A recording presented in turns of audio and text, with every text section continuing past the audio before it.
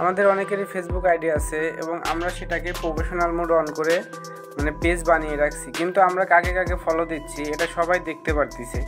যেমন ধরেন আমি এখানে 899 জনকে ফলো দিছি, তো এটা সবাই দেখতে পারতেছে। তো এটা আমরা কিভাবে হাইড করব, মানে এখানে জিরো দেখাবে, আমার এখানে দেখাবে, তবে অন্য কেউ যদি আমার আইডিতে ঢোকে সে জিরো দেখবে।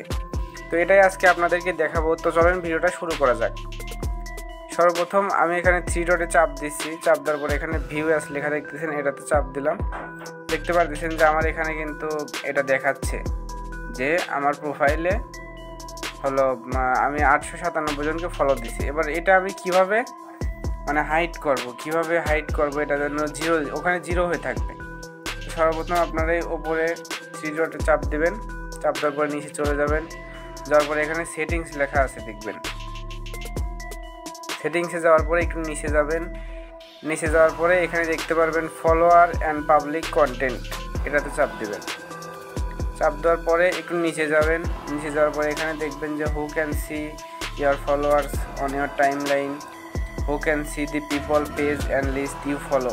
এটা হলো আপনারা পাবলিক থেকে সুন্দর করে যে অনলি মি করে দিবেন। শেষ। আমি কিন্তু এটা এর মানে হলো আপনি কাকে কাকে কোন পেজকে ফলো দিয়েছেন এটা আগে ছিল সবাই দেখতে পারতো, এখন শুধু আমি অনলি মি করে দিছি, এখন কেউ দেখতে পারবে না। তো চলেন আমার প্রোফাইলে গিয়ে দেখি এটা আসলে কাজ করতেছে কিনা। লোডিং দিলাম, লোডিং দেওয়ার পরে আমার প্রোফাইলে চলে গেলাম। এখানে কিন্তু দেখাচ্ছে যে আমার এখনও ফলো দেওয়া আছে। তো চলেন এখানে ভিউয়ার্সে চলে যাই।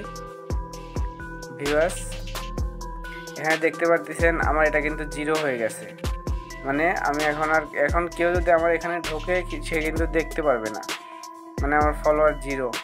তো এইভাবে মূলত আপনারা আপনাদের ফলোয়িং লিস্টটা হাইড করতে পারেন।